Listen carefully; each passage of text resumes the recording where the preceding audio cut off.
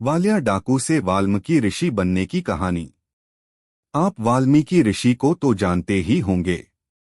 वह एक महान ऋषि थे तथा उन्होंने महाकाव्य रामायण की रचना अर्थात रामायण लिखी थी।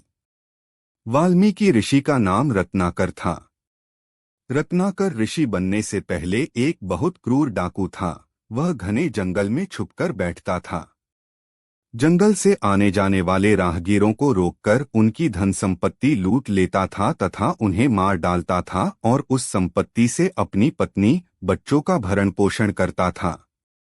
प्रतिदिन शाम को उसकी पत्नी और बच्चे उसकी राह देखते थे कि उन्हें पहनने को आभूषण और खाने के लिए मिठाइयाँ और अच्छे अच्छे व्यंजन मिलेंगी। उनके आने पर घर के सभी सदस्य उनका प्रेम से स्वागत करते थे। जब लोगों के ध्यान में आया कि यह रास्ता ठीक नहीं है, यहाँ डाकू रहते हैं, तो फिर धीरे धीरे लोग उस मार्ग से जाने से कतराने लगे। वे डरते थे कि कहीं डाकू उन्हें मार ना डाले। रत्नाकर को लोग वालिया डाकू के नाम से जानते थे। एक दिन नारद मुनि हाथ में वीणा लिए नारायण नारायण का जाप करते हुए जंगल से निकल रहे थे। वालिया डाकू वहीं जंगल में छुपकर बैठा हुआ था तथा यात्रियों की प्रतीक्षा कर रहा था, जिससे वह उन यात्रियों को लूट सके तथा आज अपने परिवार का भरण पोषण कर पाए।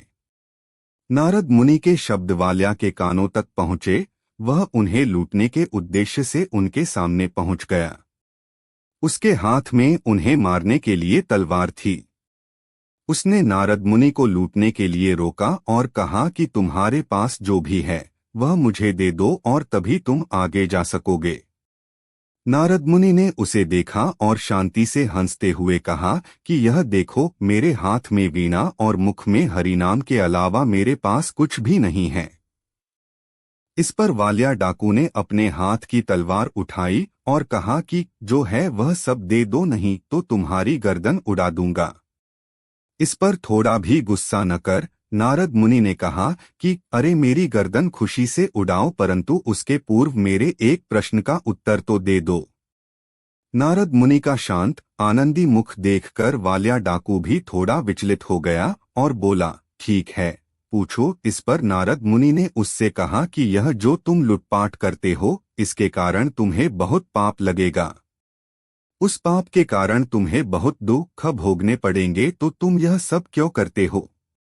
उस पर रत्नाकर वालिया ने उत्तर दिया कि मैं यह सब अपनी पत्नी और बच्चों के पेट भरने के लिए कर रहा हूँ। इस पर नारद मुनि ने कहा, जिनके लिए तुम यह पाप कर रहे हो वह तुम्हारी पत्नी और बच्चे क्या तुम्हारे इस पाप का आधा फल भोगने हेतु तैयार हैं? इस पर रत्नाकर बोला, हाँ, उनके लिए ही तो मैं यह सब करता हूँ, तब वे तो इस पाप का आधा फल तो भोगेंगे ही। नारद मुनि ने कहा, तुम पहले घर जाओ और उनसे पूछो कि वे तुम्हारे पाप का आधा फल भोगेंगे अथवा नहीं।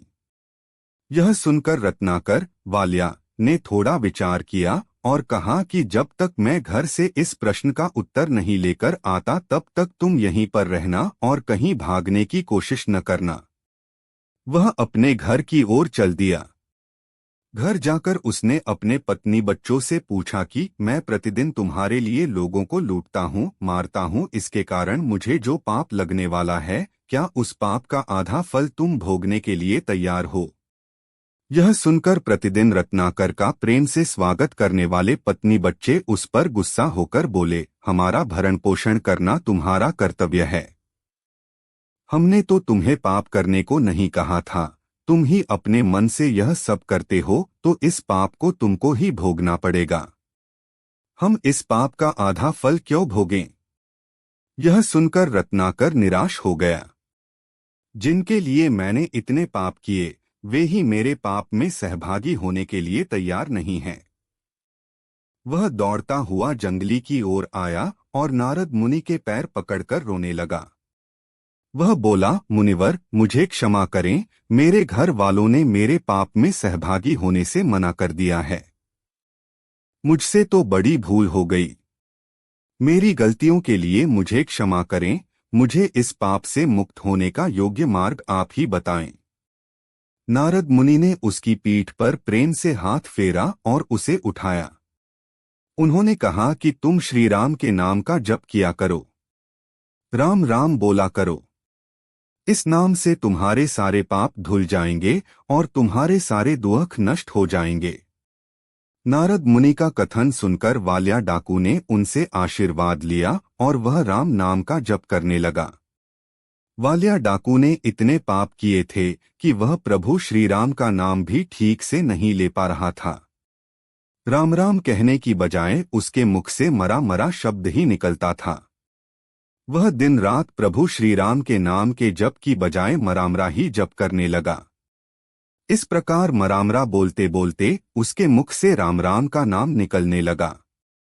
ऐसे राम नाम जपते जपते 12 वर्ष बीत गए, परंतु वालिया डाकू अपने स्थान से थोड़ा भी नहीं हिला। वह अपनी सुध बुध भूल गया। वह राम नाम के जप में इतना मग्न हो गया था कि उसके शरीर पर चींटियों ने बाम्बी बना ली थी, अर्थात चींटियों ने अपना घर बना लिया था और उसे पता भी नहीं चला।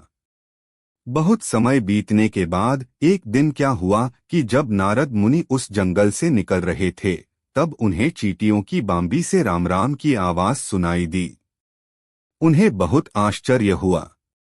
वह तुरंत वहीं रुक गए और सोचने लगे कि यह आवाज इस चींटियों की बाम्बी से क्यों आ रही है। उन्होंने बाम्बी की मिट्टी हटाई, तब उन्हें राम नाम में मग्न रत्नाकर दिखाई दिया। रत्नाकर को देख उन्हें बहुत आनंद हुआ। उन्होंने धीमे से रत्नाकर को पुकारा।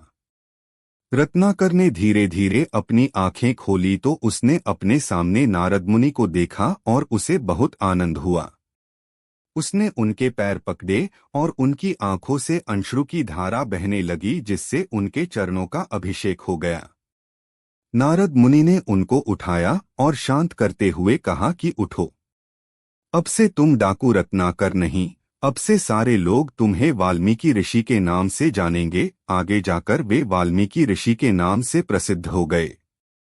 बच्चों, वाल्मीकि ऋषि के उस रामायण का आदर्श हम सभी अपने जीवन में मानते हैं। बालमित्रों, आपने देखा ना कि ईश्वर का नाम जपने से किस प्रकार एक डाकू के सभी पाप नष्ट हो गए और वह ऋषि बन गया। हमें भी इसी प्रकार ईश्वर का नाम अर्थात नाम जप करना चाहिए। नाम जप करने से हमारे पाप नष्ट होते हैं।